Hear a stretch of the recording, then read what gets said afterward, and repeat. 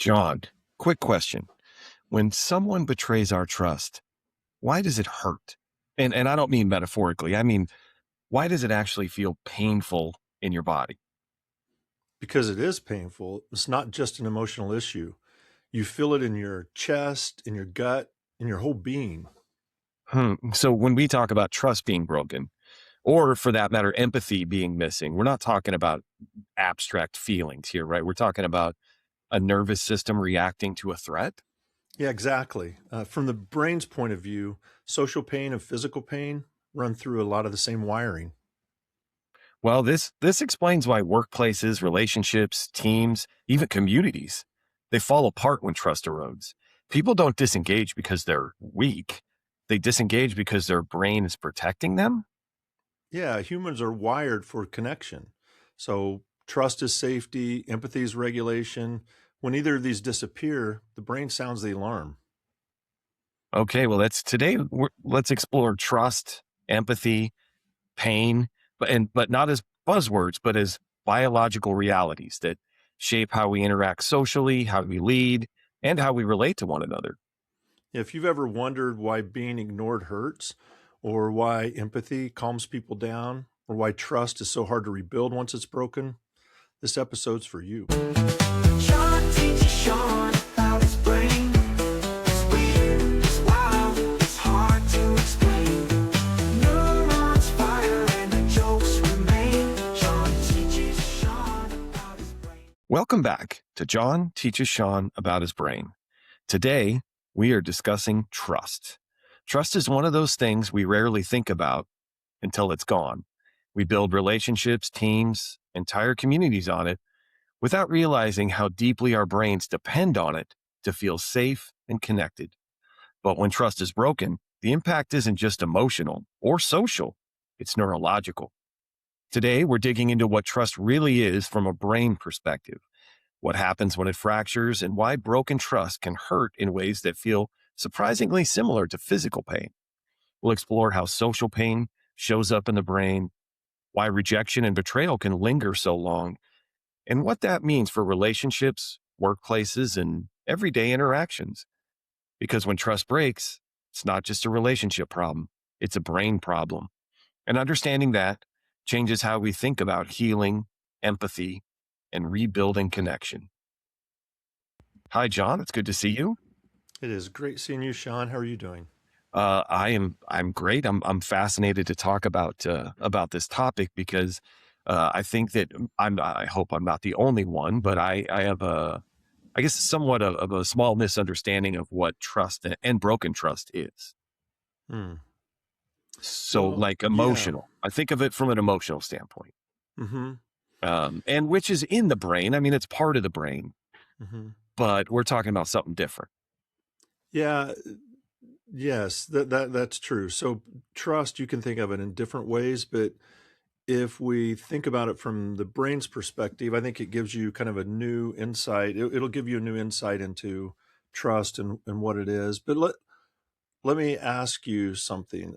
Yeah. So think about somebody that you trust implicitly. You just really trust. You would trust them with anything. Just get a person in mind that you completely trust. Mm-hmm. And then can you tell me why you trust them? And I'm not asking you to actually tell it, but just think about why you Yeah. trust them. And you probably can't articulate it completely. It's like, I just have this trust, and you can name some things like I don't know. You can add something to this, but I don't mean for you to like really describe it, but just it's hard to come up with, right? You can label a few things maybe, but it's hard to really explain. Yeah, it is. I know I have that. And so you're helping me circle back to my original point where it's like a feeling that I Hmm. can't explain very well. I just know I feel really strongly about it. Yeah. I know it to be true. Yeah. And it's just something you just know. Like you're saying, like, I just feel it. I know it down to my bones is what people say. Like, I trust them down to my bones. Like, what does Yeah. that mean? And I think that that's kind of the first insight into the role that the brain plays in trust. So it's also why, first impressions can be really hard to shake, or I don't know. It's just it's something that we sense and know. So let's talk about that a little bit. And really, uh, I'll just cut right to the chase. The real point of this is, or the reason behind it, is that our brain is a pattern matching machine. And we've talked about that Mm-hmm. multiple times before, but that's really what it comes down to, is your brain is always trying to match patterns to understand what's happening. And if you have one person that has always displayed a very consistent behavior, then your brain starts to be comfortable with knowing what that pattern will be. If they're erratic and each time it seems like something's different, then there's not a good pattern match. And then you're not sure what they're going to be. So that gives you that feeling of, I don't really trust them, which really means I don't really know how they're going to act or react, or what they're going to, how they're going to behave in this situation, versus I know this person, I know what I can expect out of them. And so that's that feeling of, I just trust them, meaning your brain says, I know I can match what their behavior will be because I trust that it's going to be what it's always been. So is it really about my ability to predict, to some degree, predict what they're going to do? I know what they're going to do. Yeah. And so this is a true story. Don't make Okay. these things up for this podcast. I play trivia. I've brought it up on this podcast before. Every week at a bar, and the bar owner's not always there, but when he is, he has a dog with him. His dog comes with him all the time. In all my time at playing trivia, being at that bar, not once ever, without exception, have I heard that dog bark at anybody. That dog bounces all over, plays with it. Everybody loves this dog. Last night, two guys who I've never seen before walk into the bar, and that dog, like, had a reaction I've never seen, started barking at these guys. Whoa. And in particular, one of these guys. Mm-hmm. And the owner came over and said, hey, not yelled at the dog, but sternly told the dog to knock it off. He did immediately, told him to go outside. He did. But for me, I couldn't shake the feeling of, like, I don't trust that guy. Yeah. And so not to push back on your point, because I think I understand through experience with a particular individual or group of individuals, over time, a pattern is set, and then I have an expectation, and every time they meet it. Every Mm-hmm. time I know what they're going to do, and they do it. Mm-hmm. Now, though, I've never met this person, had an experience with them, but within 3 seconds, my brain went, that dog has never barked at anybody. He barked at him. I don't trust him. Does Yeah. that make Well, sense? yeah. And what do they say? Dogs know people better than people. I've heard that before. I've heard Yeah, if a dog doesn't maybe. like somebody, then you shouldn't. And I've always thought that was a good thing until I was dating my wife, before she was my wife. And her little dog, Mitzi, the minute Mitzi saw me, just was Uh-oh. barked so hard, would bite my ankles, would chase me around. Mitzi never I don't think Mitzi ever liked me ever. So I decided not to trust that anymore. Yeah, maybe, No, maybe that's just something I put in my head. But all night while those two dudes were sitting at the bar, I kind of, out of the corner of my eye, just kept my eye on them. I would have too. Yeah. And it was Because a most of the really time, odd feat. especially, sorry, I don't know them.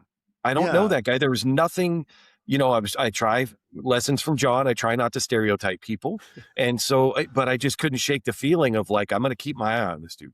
Yeah, especially since the dog never barks at anybody, but Yeah. barked at them. That I would have too. I would have kept my eye on them. So Yeah. let's talk about first impressions then, because that sounds like, if trust is after you know somebody, know what to expect, then that's like meeting a pattern from a long relationship. So how do you just meet somebody and go, something about that guy or that person, I just don't trust them? You just get that feeling like, I don't trust them. Yeah. And like, where does that come from? And the answer is, our back channel's job, which is our non-conscious brain. It's the part of the brain that's working that we're not aware of what it's doing. So you have the on channel and the back channel is what we call them on this show. So the back channel, non-conscious brain, its job is to figure out how to help you get by and survive and figure this world out so that you can survive and thrive. So its job is to try to figure out what's going on in the environment. And when you meet somebody new, it has to decide what to think about this person. And so what it will do, your brain will pull up patterns it doesn't have a repertoire of behavior patterns from this person, but what it does have is this person's look, their stance, their facial features, their resting bitch face, their attitude. All of these things are something, the micro expressions on their faces. Your back channel picks that up and tries to match it with other people similar or other situations similar. So if they look like somebody reminds you of somebody, whether it's somebody in your past or somebody in a movie you've seen or whatever, your brain will quickly make that connection, and that can influence whether you like them or not. Or if it's in a certain situation, like if you're uncomfortable in a meeting area at some place you're not really feeling comfortable about, that adds into it. Or if you've met a person at some event, let's say there's a conference where you met a person that turned out to be a really bad person, maybe the next time you're at a conference, so that same context, your brain's saying we can't trust people in these types of events. So it's just your brain is always trying to figure out, what can I gather from all my experiences to figure out something about this person? And if you already know the person, then it's going to gather from your experiences with that person. But if it's somebody you're just meeting, so maybe that dog, maybe there's somebody in the dog's past that had features that reminded them of this person as what they didn't like. And I used that information to judge this person too harshly and spend half my night out of the corner of my eye. Yeah, well, I mean, so it didn't work out for you that time because the person, I assumed, ended up not doing anything Had a couple of drinks wrong. and left. Yeah, but Yep. if they had have and you hadn't have paid attention, you would have said, the dog was trying to tell me. So I think dogs are less, I would trust a dog over a human on like a first impression probably. Yeah. Yeah. But still, yeah, dogs pick up subtle cues and they don't override them like we do. Like if our Right. back channel picks up a subtle cue of somebody, a face they're making or something, our on channel will say, no, we're safe in this area. I'm going to ignore that little gut feeling, that little twinge I'm getting, where dogs won't. So I would still trust a dog as long as you don't treat the person bad and hurt the person. Just in your Right. mind, go, Yeah. I'm going to kind of watch this guy. So going back to, okay, so trust then, I feel like I have a sense of what we're talking about here in experiences, right? So I'm with a person enough and they've become in one area predictable. To me, I can predict what they're going to do in general Yes. terms, not exactly, but, and then that leads to this, what we're calling trust. It's a feeling of I can anticipate what you're going to do. Is that close? Yes, yeah, just pattern matching. I can anticipate because I have patterns that tell me what to expect. Right. And then now that pattern gets broken somehow. Yeah, and so this is where I want to be kind of sensitive to people because I'm sitting here saying, "Oh, it's just a pattern in the brain, like it's no big deal. This is just your back channel with patterns." But I know that if somebody's broken your trust, like if you have a significant other that has cheated on you with another person, or a business partner that's cheated on you, or you've heard somebody that you thought was a close friend, you heard them over talking about you and really like slandering you, saying bad things. I don't want to trivialize that and say, oh, just your brain mismatched a pattern. It's like those things hurt really, really bad. But that's what it's about, because the more you feel like you know somebody, your brain has it'll start out with kind of a broad pattern. And the more experiences that you have with somebody, the narrower and narrower, hopefully, that pattern system gets, because that means that they're consistent and you know what to expect. And then your pattern matching becomes really, really narrow.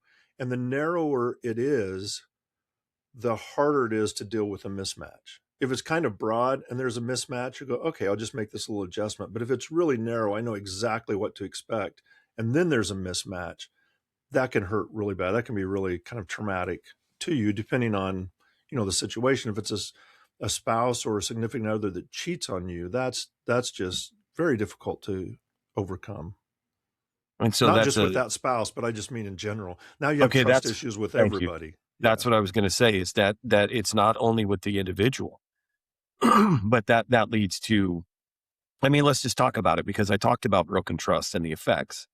Two things. Number one, you said it's similar to physical pain Mm-hmm. because some of the wiring or communication systems between the two are very similar. Yep. And then the other thing is once that trust is broken, for whatever it is, now we're leading into empathy and empathy's role in this process. Yeah.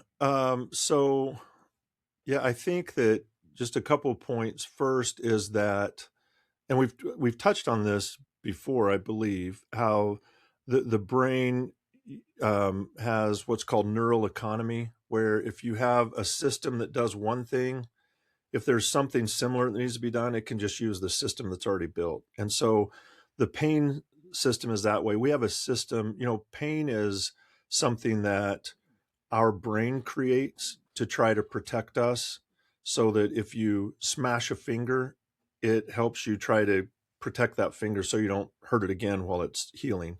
Mm-hmm. Um, and so we have this system that tries to protect us from bad things in the environment. And that's so we don't have physical injury, but we're also really social beings. And so the brain needs a way to protect us from social injury. And it says, well, we have a system here to protect us from physical injury. Let's use that for social injury. And it turns out when we have trust broken, or somebody betrays us, those same pathways are active for that type of social pain as it is for physical pain, which is why sometimes people will, when they hear bad news, they'll throw up, or they just have this visceral reaction, just like you would if you ate something bad or somebody hit you in the stomach really hard. And it feels like they'll say that was a punch in the gut when I heard that.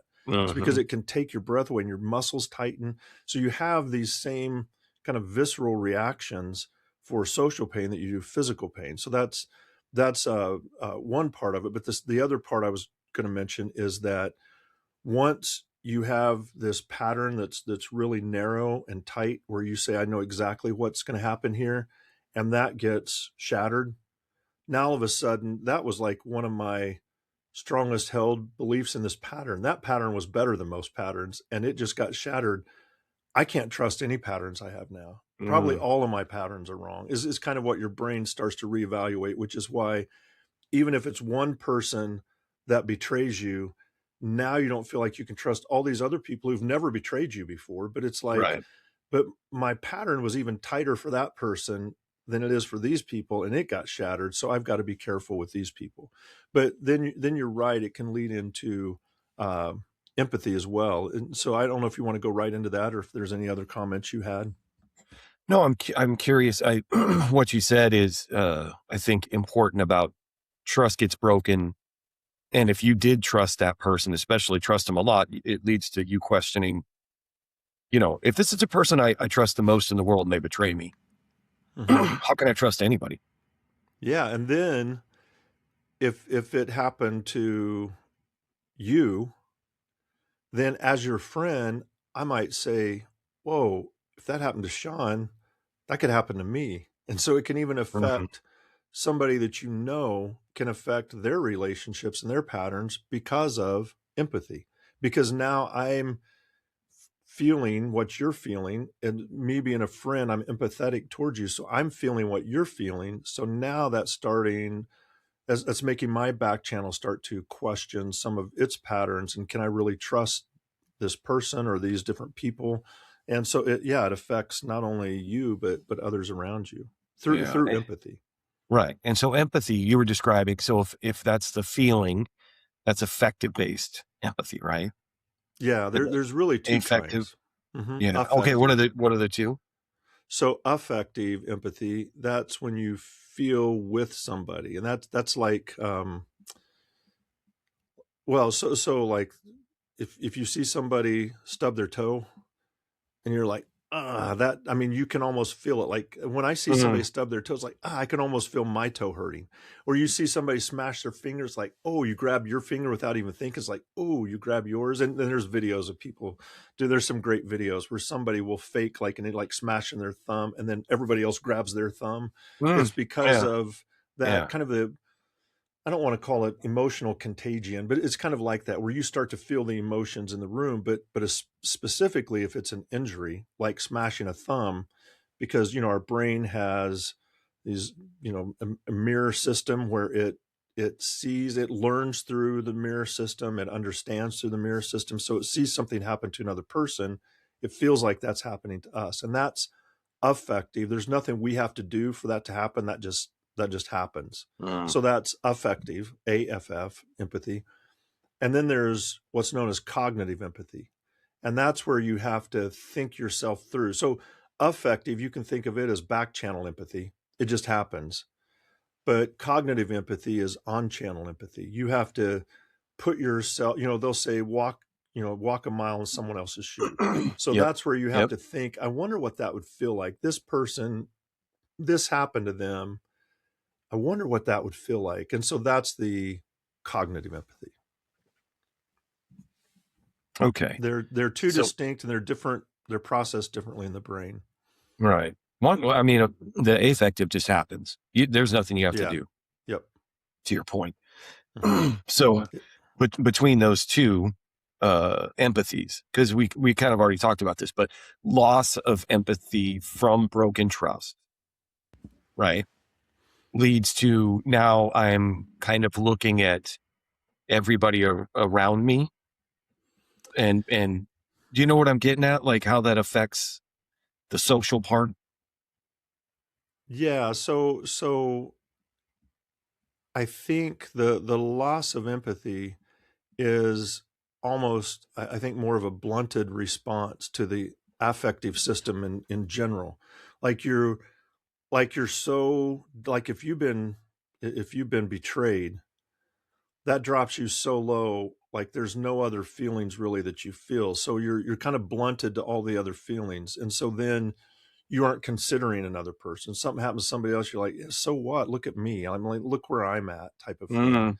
And so it's kind of that blunted feeling as you start to kind of come out of that initial shock. I think that some of your feelings start to come back. So the affective empathy will start to come back, but yeah, it's definitely affected initially. And I would say, I think you said this, or maybe I just, thought it, but trust has been broken.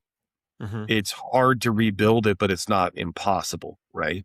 Right. Yes. I mean, it's a matter of if the person who had their trust broken was willing to let the other person, still be around them or interact with them, and then all of those experiences, is it like a reset? Yeah, it takes a while, but yes. Yeah, But I mean, and you it's could, reset it, and then we have enough experiences together where it becomes predictable again. It is possible to rebuild that oh trust. yes. Yeah, it is. Yeah, It just absolutely. takes a And while. I think initially it takes cognitive effort, though. I think it takes on-channel effort initially to make yourself put some things aside and try again. And Like, if could you're you describe that? I'm struggling with that one. yeah, so the back channel like wants to build a wall and protect you from anything like that ever happening again. So it's like we'll just get rid of everybody in our lives and it'll just be us, and then no one can hurt us because it's just us. Mhm. And then you have a part of the brain that still needs that social connection. So you're trying to figure out the balance between those. And I think most people, it's hard not to think about what happened if you've had your trust betrayed. And so it becomes what you think about every moment of your downtime when you're not having to do something else, you're thinking about that. So eventually, as you're thinking through that, you come to the realization, as painful as it is, I'm not the first person this has happened to before. I need to figure something out. And, if it's with another person that's still close by, like a spouse or something, then they're also there and trying to talk. And so eventually you can kind of start talking things out. And then it takes effort to say, I'm going to try this again. And you can. And when people do that, it depends on the person. Some people will betray you once and not betray you again. I think that's probably more rare, but that's also a possibility. And so if you decide to start building your relationship back with that person, then you're starting to have more experiences again with trust and pattern matching. Mm-hmm. But it takes a long time before your brain feels comfortable with that, because any little hint of anything, your brain would jump immediately to, we've been betrayed again, or we're going to be betrayed again. Right. But it's possible, yes, to rebuild trust with people. Yeah. But it sounds extremely difficult. I think it depends on how bad the trust was shattered in the first place. Right. If it's you overhear somebody talk about you, Mm-hmm. that hurts, but that's a little bit different than somebody cheating on you. So I think Yeah. it depends on kind of the level. But What the level of betrayal was. Yeah, but At some I think no matter the level, trust can be rebuilt if you work on it. And if Yeah. the other person works on it, yeah. Yeah. And then there's an element, I mean, I'm getting off the track a little bit, but I'm just trying to kind of think about all these situations that you hear about or see that, like, if you're practicing some of the things we've talked about in this podcast, self-awareness and some of the other things, not that it's not saying, that you're responsible for the betrayal of trust, but, being open and honest about everything that's going on. Cause I Yeah. think a lot of times, we sit in a space of like, this was done to me and I had no part in it. Yeah. And I'm just trying to figure out how to, we've acknowledged trust has been broken. How do we rebuild it? The cognitive part of being like, here's my expectations or my role. I don't know. It might not be explaining that right, but. No, I think you are. And it's the self-awareness would be the cognitive side, the on-channel side. So that's the part where you have to sit, and it takes the on-channel to make that conscious effort, because our back channel wants to say, we never do anything wrong. Right. And I'm the star of my own movie. Never here. our fault. I'm the Yeah. star of the movie. I'm the main character, and this is my movie. And then you have to take the step back and say, wait, it's bigger than just me, and I probably contributed to it, which, and then eventually you'll say, yes, I did contribute to it in some way, contribute to it. And so, yeah, it takes that self-awareness. That's a big part of it as well. Yeah. A hard one, but a big part of it for success. Yes, definitely. And then, but that's empathy from the person that has broken trust from their point of view. But then there's also the empathy on the other side, where you're a friend of somebody that's happened to, and how you kind of engage that way. So that's a different angle to look at it from. And so in the opening, we, the intro talked about on a bigger scale, because we keep talking about personal relationships. Mm-hmm. Let me try to expand on that and say, maybe not start with communities, because that's where I really want to get to, but even like a team of people, let's say coworkers. So now it's not a one-on-one thing. You said, there's a relationship, trust was broken. Now a team of us who were in a group at work, and the violation of trust. I'm trying to set this up right. Do you kind of see where I'm going though? Yeah. Yes. And so the violation might be against a group of people. And so, there's 5 of us in a group, and we've built a relationship based on experiences. We trust each other. And then somebody goes outside that group and violates that trust. Talk about that a little bit. Yeah. So when you're saying that somebody from the group goes outside the group, you mean it violates the trust of the group? Like, we trust this group. Yeah. No, that's a shared feeling of broken trust. So yeah, that can be, that's also devastating. That but can to the also be. group, right? Like Yeah. maybe there's not a difference between the interpersonal, the couple who there's a trust that gets violated. It's just the two of them. I'm imagining there's five of us that we all trust Hmm. each other. Maybe I'll raise the stakes a little bit and say our job is reliant on us trusting each other. Hmm. And then one of us goes outside of the group and betrays that trust. They betray the whole group. Yeah. No, so I see what you're saying, and yes, that can be devastating to group dynamics and to individuals. I think that's still, to me, a little bit different than the personal betrayal, Right. a group betrayal, because then it's shared. It's shared within a group, and now you have that kind of commonality between those who are also betrayed to say, can you believe that this person did that to us? Versus just, me sitting there like something's wrong with me because I got betrayed. It's like Right. it's almost easier to put it on that person, because the rest of your group, can kind of huddle around each other and maybe even become, a tighter group because of that. Yeah. So And there's a difference. I'm bringing up work because this isn't necessarily somebody you can just cut out of your life. You might have to keep Right. working with them. Hmm. And so now there's the one person who violated the trust of the group, but they're still in the group. That can make It it has to be, difficult. Yeah. right? Yeah. Like Yeah. from a social, I know we're talking about work, but it's still social. From a tribal Hmm. standpoint, you got that one person that you can't, get rid of. They're with you every day, but you don't, the whole group has these feelings about them. Yeah, but I bet in that case the group will kind of ostracize them a little bit. Like, we're not trusting you again. I Yeah. think that would be really hard to get back into a group, because with an individual, it's you and that other person, and you could say, hey, it was give and take on both sides. Let's try again. But in a group, you're talking to one at a time, and they're going, no, these other people feel like I do, and I think it would be harder to convince them, probably. That's what I was Um, trying to get to. It's harder to rebuild trust with the group. oh yes, yes, yeah, I I think mean, so.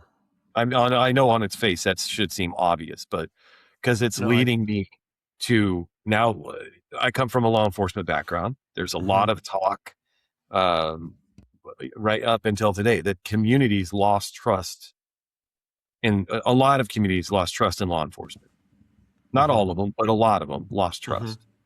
And there's been a lot of talk in the profession about how to regain trust. Yeah. And it seems for a long time, seemed really abstract to me. Hmm. How do you do that? But what you're talking about, what we've been talking about here, is like it's not impossible to do, but it is difficult. Hmm. But it sounds like something is hitting me right now. But it sounds like um, it's the community as a group has to be able to somewhat accurately predict behavior. Yep. No, Sorry, you're right. this is okay. So in order to do that, almost every interaction it's built through all of those interactions. Yes. And here's the problem. Here's the problem with law enforcement and communities and the trust between them, is that we have social media. And so one video of one officer somewhere, and it doesn't even have to be a police officer, it could be an ICE officer doing something to somebody. Now all Yeah, of a sudden, the entire profession takes that on as an example of why you can't trust anybody in that profession. And that's just the way our brains work. And right. now that those patterns, now all of a sudden the pattern is you can expect confrontations to be mistreated if you're part of the community. Now when you're interacting with an officer, your brain's telling you what's going to happen, and a lot of times you can act based on that, expecting something that can almost become a self-fulfilling prophecy. It can almost Right. lead to a confrontation Yes. and so now it's like the pattern was law enforcement's here to protect and serve. And then when that pattern didn't match, it was like, oh, that doesn't feel good. I feel like my trust is broken a little bit. Now I'm expecting confrontations and bad behaviors. And that's a really bad position to be in. That's harder to get back to, I think, than just repairing a few examples of where, protect and serve wasn't the goal necessarily in the community's eyes. Yep. Right. So now I felt like that wasn't the officer's intention. So that's going to be a little bit hard for me to repair that and start trusting again. But now when it swings clear to the other side, that's takes a long time to rebuild that. And that's why, actions to do things have such long-term ramifications. When a government decides to do something, it can have ramifications for years, for decades even. Yeah. So, I mean, I don't know the actual numbers, so I try not to use words like a lot or all that. But I mean, I feel like there's a lot of communities, members of those communities that even when in trouble won't call 911, Mm-hmm. especially now. I mean, listen, you brought up ICE. Uh, Depending on a lot of factors, you probably ain't calling 911 for help, Right. even if you need it. And then Right. also, if an officer is looking for somebody or looking for information, the Not going to community, a help. lot of the community, not going to help. Not going to help. And there was a time, not to be old man Sean, there was a time where like a police officer in uniform, just a uniform, people would run up to them for help. Yeah. Because that meant I'm here to help. The uniform Mhm. symbolized that. And now like people run away from that uniform Mm-hmm. Mm-hmm. to really start. It's just the contrast between those two statements I just made is jarring to me. It's upsetting to me. Yeah. And then, there's other things there's other parts to patterns than just behavior. I mean, that gets tied in, but there's also other parts to it. Like you start to expect things, like you said, the uniform. People would see a uniform and now they associate that with safety, and I can run up and ask for help because that uniform means safety. And now what's tied to it are masks and things like that, which are like hiding and more mysterious and grabbing people. So now that's getting associated with it, which is not just the behavior, it's all of the kind of the paraphernalia around the behavior that makes it even scarier, and unmarked vehicles and masks and everything's, clandestine, and we're sneaking up and we're trying to surprise you and grab you. And so all of those thoughts, whether doesn't matter how true they are, that starts to become kind of the community consciousness of what's happening. And that gets really difficult to deal with. And I've heard, law enforcement people, administrators in some different cities and recently in public forums where they're standing up at a press conference or something, trying to tell the community, listen, your local police are still here trying to help you and protect you, and trying to kind of without explicitly talking about it, differentiating themselves a little bit to say, we're your community here. We're not wearing masks and driving in unmarked cars. We want to help you, so you can still trust us. But that's a really hard message to get across, I think. Well, because even if I believe it, they're talking to my on channel. My on channel probably me sitting there, I can go, yeah, that makes sense. These are my experiences, blah, blah, blah, blah, blah. But then when I do see some indication of a police or a uniform or whatever, my back channel, which has been just inundated with these images and stories and videos and all of that, we've already talked enough about this, is way stronger. I go, nope, no, I don't want to talk to them. That was a Why? great catch. I don't know. Yeah. I don't know. Just don't. So again, I believe the chief or the administrator, all of that makes sense to my on channel, but my back channel ain't having it. That's a great catch. I'm glad you said that. I'm glad you pointed that out, because that's exactly right. So your on channel can go, okay, I get it. So they're probably right, but you're right. The minute something happens or you see an officer, it's not your on channel that's going to react. Your back channel is what pushes forward the urges and impulses on how to react to that situation, especially if the water level starts to go up. If you start to get under stress a little bit, now your on channel can't think through and override that. It's just your back channel is going to react to that. That's a great point. I think another point is, since we're talking about this topic, is how empathy plays into it. So, like, from where I'm sitting in Kansas as a white male, I don't have the worries that, you know, a black or brown person in Minneapolis would have. So I have to try to understand what they're going through. And now when you're talking about empathy, that's not really effective empathy, because I don't know what it's like to be a minority in this country. Right. My only experiences have been as a white male. And so when I try to think about, I wonder what it's like for another person, that takes cognitive empathy, because I have to think through that. And I still am not going to fully understand what that feels like, but I can think through it. If I were a minority and I saw something happening in a video, that could be my affective empathy, where I just know what that feels like. But I can tell you, when I watch some of these things, it's like emotional contagion. I get very emotional watching some of the videos, and I think it's more just in the general idea of mistreatment rather than what it would really feel like to them. I just get the feeling of what it's like to be mistreated, because that's happened to all of us at some point, not to the extent I'm seeing it, but it's happened. So I have some affective empathy for that, but I think it really takes cognitive empathy for people like you and I to start just to sit and think through it. Even if it's uncomfortable, we can do it with nobody else around, so we don't have to tell people we're doing it. We don't have to say, hey, I'm going to try to be empathetic a little bit for some of the things that are happening to these people. We can do that with the door closed by ourselves in a room, but sit and think through it and think, what would that feel like? Like, what if I were in their shoes? What if this happened to me? And then, when I hear, yeah, but this person was a bad person, they have a record, they've done bad things.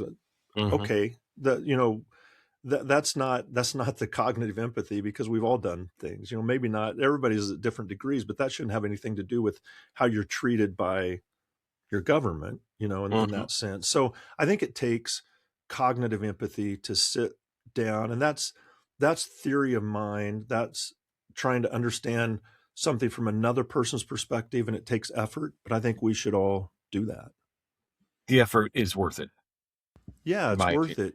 And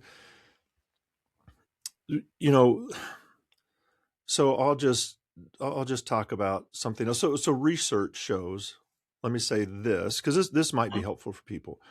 Research shows that affective empathy, where it's like that contagion, where you just feel it without, you don't have to try, it's fast and it's automatic, and you just feel empathy, that if that system is activated consistently, it leads to burnout and depression and depletion. And it's not good to stay in that kind of that system if you can help it. Like, if you can pull yourself, so watching hours and hours of videos of mistreatment is not helping you. And so watching some is good, because that leads to empathy, but it can lead to burnout and emotional distress and things like that. Cognitive empathy doesn't have that same burnout effect. And then researchers have also talked about kind of distinguishing these with compassion. And compassion is something a little bit differently. And all three of these the brain processes them differently. There's studies to show that different areas of the brain are acting differently. And so compassion is the healthiest, most pro-social response to when you're seeing mistreatment. And compassion is more of a positive effect. I don't want to say positive in the sense that positive things are happening, but you can have a positive outcome. You see something bad happening, and you can feel for those people or that group or whatever, and then it's pro-social. Now I want to do something to help that person. So it kind of leads towards help, which is kind of the antidote to just sitting there with affective empathy and leading to burnout. It gives you something to do. So compassion would, I think, be the goal for that. Interesting. I'm thinking about be clear. I try to speak in generalities. I'm not speaking to any of you out there, but or about any of you out there. But like you're upset or disgusted about what's currently happening with all of this, and you wanna you wanna do something. So you're on here just watching all these videos and scrolling through just horrible, event after horrible event. And what you're saying is that can actually lead to negative effects for me as the person sitting here I'm trying to do something. And that something means I'm trying to be informed. So I'm going to ingest all of the information I can, but that actually could lead to hurting me, which not Yes, to be too absolutely. grandiose, but leads to maybe like hurting my interpersonal relationships, my socials, all that stuff. As Yes. opposed to a little bit of information, because you don't want to be head in the sand, but you don't want to inundate your back channel with all this. But the cognitive part of this, what you're saying, I want to make sure I'm representing what you're saying, but me thinking through what would it be like, even though I can't actually, be there, what would it be like if I was mistreated like that? I think cognitive empathy is important to try to understand other people. But then Okay. compassion would be, I understand them now, and I'm going to figure out a way to offer some type of help. So it's like that kind of more of a pro-social response to that Okay. empathy that you're feeling. But you're Okay. right, the affective empathy leads to burnout and these other things. And by the way, when we're saying they cause pain, I just thought of this. I didn't think of this earlier, but we're saying it uses the same pain systems. Mm-hmm. There's been studies to show that taking Tylenol helps with your pain, like social pain from, whatever you've been experiencing. And there's some really interesting stuff. I mean, I probably shouldn't talk about a side effect being autism. I'll just leave that alone. But Only if it's a pregnant female. Don't worry. yeah, only if you're a pregnant female. But they actually, researchers had, I thought it was an interesting design. If I remember it correctly, they had a group of people taking Tylenol every day and another group taking a placebo every day. And then they had them at the end of each day write down some highlights from their day. And the people who were taking Tylenol talked in general what their highlights were, but the other group, the control group, were talking about a lot of the kind of the negative social things they felt in the social pain, where the Tylenol group Oh, wasn't as much. So, and it was a significant difference between the two. So I'm not saying, take Tylenol, ahead of time to, as some way to defeat social pain or cut it off at the pass. But no, it just shows that it really is a physical reaction to social pain. yeah, because what I heard you saying is you were telling me to load up on Tylenol and then doom scroll videos of Yeah, ice. no, you're Did right. I That hear did that sound wrong? like that. No, I'm just kidding. But listen, that was a joke, by the way. Yeah. But the serious part is, another thing that I love that anybody who's listening to this or watching it gets to watch it happen in real time, because what you just connected there, you've said it 2 or 3 times in this episode, that the pain system and this trust system that we're talking about Mm-hmm. use the same pathways. So if I'm in pain and I take Tylenol and it's somewhat, null or numbs that pain, whatever it does, Mm-hmm. it would stand to reason, at least intuitively, that it would work for social pain as well. If they That use the actually same makes sense to me. systems, then yes. Yeah. Why would And it so not? it turns out it does help. Yeah. So yeah. Yeah. So I'm not saying doom scroll and take Tylenol. Please don't do No. that. Actually, I'm saying the opposite. Like, delete TikTok and Yeah. I don't know. But it's it's important for me, as we start to kind of wrap this up, to be real about there's different ways that we build trust. Mm-hmm. There's different levels of betrayals of that trust. Mm-hmm. Trust is hard to build back, but not impossible, depending on the circumstances. Mm-hmm. And in building back the trust, it's about, whether it's with another person, a team, or a community, It's about becoming predictable again. It's the little interactions Yep. where you're, allowing this thing to rebuild. Hmm. Is that all kind of fair to say? I agree with everything you just said. Yeah, that was a good summary of it. Because Yeah, that's what I'm taking from it. that's But something good to take from it. Yes. okay, because you know what I've taken. Boy, I might be way over my skis on this one, but we always talk about, not we. I guess I always looked at trust as a moral issue, Mm. and I'm getting the sense that it is maybe not that simple. Yeah. So I think, and this can be, I don't want to say the danger, but this can be, there's a tension, and I don't want there to be pitfalls. There's a tension between talking about the phenomenological side of your experiences and reducing everything down to some neurons firing in the brain. So I don't want to fall on the side of, oh, just everything's neurons firing in the brain, and because you can reduce almost anything down to that eventually, just because there's an easy pathway to do that. But I don't think we understand yet everything about the brain and how it works. So I don't want to reduce it down to that. So I don't want to say that trust just comes down to the back channel matching patterns and that's it. And there's nothing else to it, because I do think there's maybe a moral side to this. And it's like you upholding the end of your bargain in the trust situation, me upholding my end of the bargain in trust on how I treat people and in my fairness and things like that.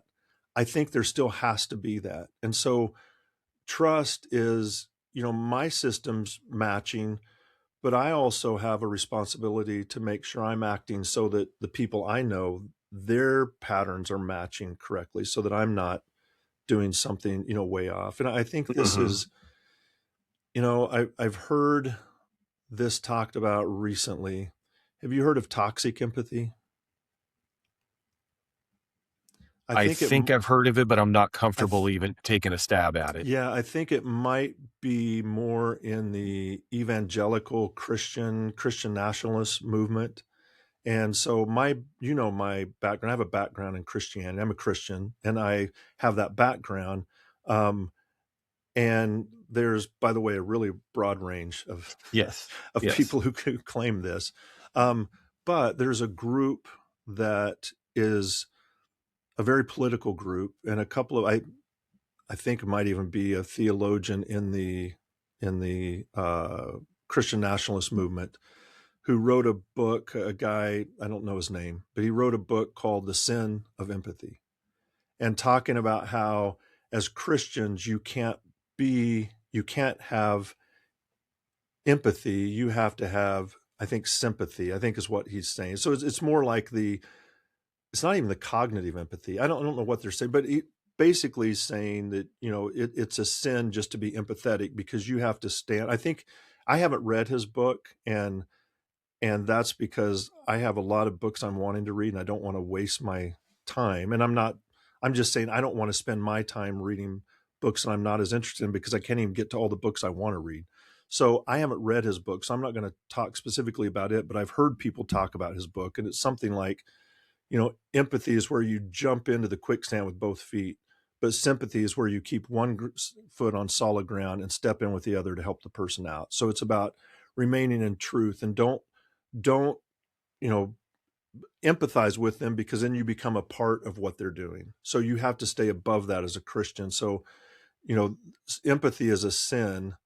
And then there's another person who wrote a book in the same area, a female, named Toxic Empathy, and it talks about how liberals are exploiting Christians' empathetic system to get what they want, and we have to fight that, and we can't have empathy because it's being used against us. And just hearing these things, it's funny, because this is so anti-Christ, what Mm, Christ taught. And he didn't yeah. say be empathetic unless somebody's using it against you. He's the one that helped the woman at the well, and helped the Samaritan on the side of the road, and all of these things. All his parables and the things he did was always showed extreme empathy. And so he also was so anti-political. And I don't know, I just also want listeners to be aware of and be wary of the idea of toxic empathy, because empathy is not toxic. Empathy is a human emotion. Christ showed it. We should show it. We shouldn't use it to the point that we burn out.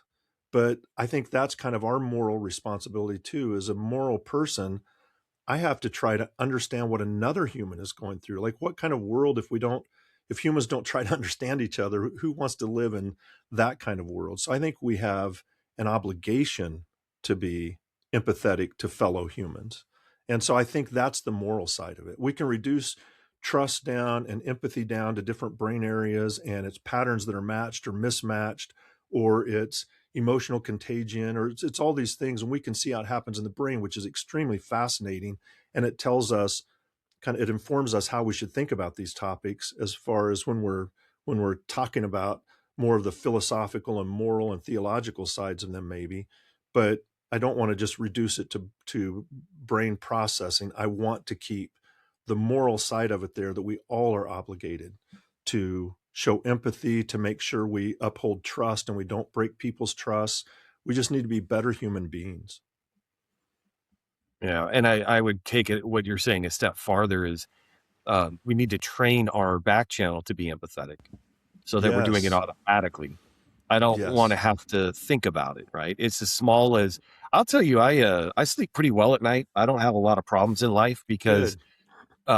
I don't assign things to other people, right? Somebody cuts me off in traffic or somebody swerves into my lane or whatever. It's we're wired to tell ourselves a story and then have an emotional reaction to that story.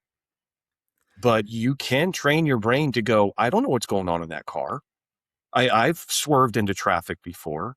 And I'm just giving broad examples, but like, you can actually train your back channel to do these things, and life gets pretty easy, where you're not angry all the time or negative, and you're not thinking about the worst in everybody. You're kind of like, I've done that before.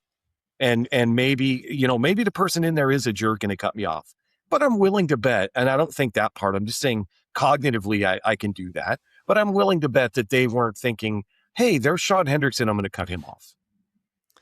This is so interesting. I'm glad you brought that point up. Yes, you can train your back channel, but this sounds like, have you hacked into my computer?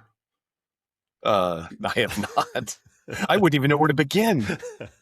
So the reason I'm asking that is I've made a decision. I haven't even talked to you about this. Can I just make an announcement on our podcast? I would love that. Breaking news. Breaking news. I made a decision on TikTok on what I'm going to do. So you and I talked offline about how I wasn't sure how it was going. I was just going to take a pause for a little bit and kind of figure things out on TikTok, because I was creating some TikTok videos and getting viewers and all that, but something wasn't feeling right to me. And I just wanted to do something different. So I put a pause on it. And I've decided what I'm going to do. And I'm creating a series, and it's called Your Social Brain Minute.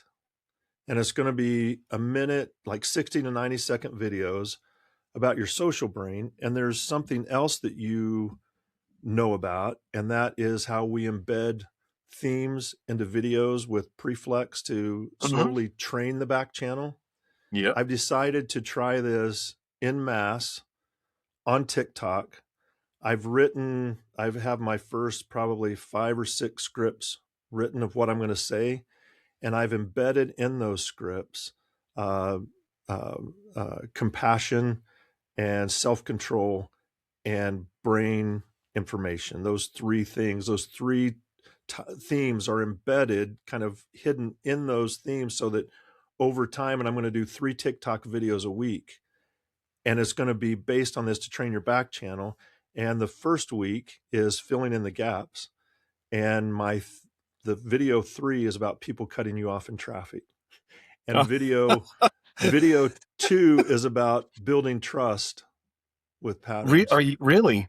Yeah. So video 1 we haven't talked about, but it's when you send somebody a text and they don't answer right away. And so you fill in the gaps on all the type of person that won't respond to a text.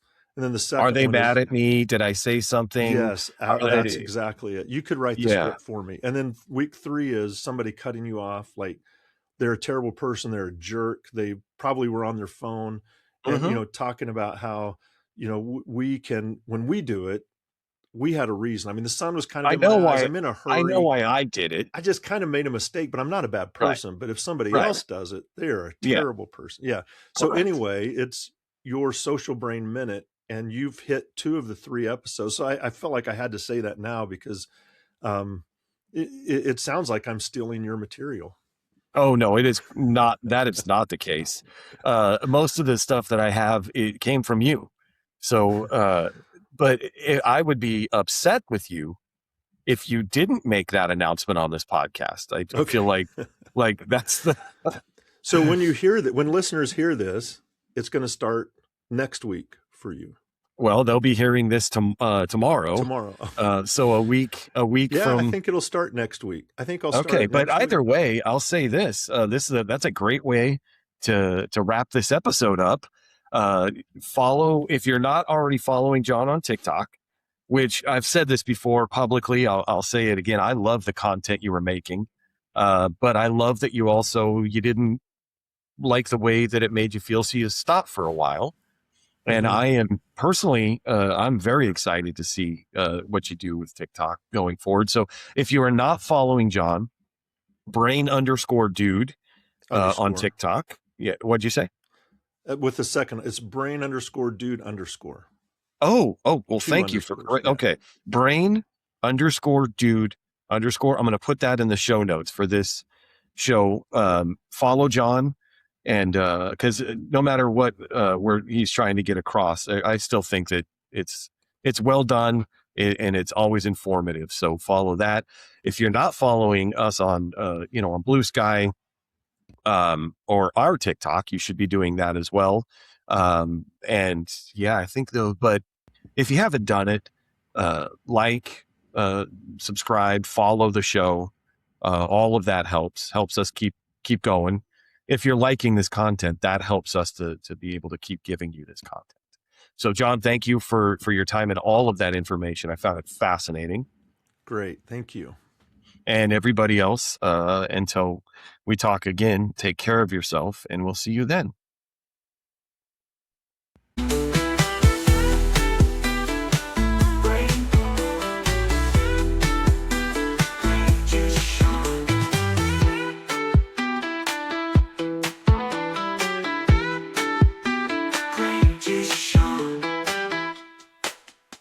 Brain juice, Sean.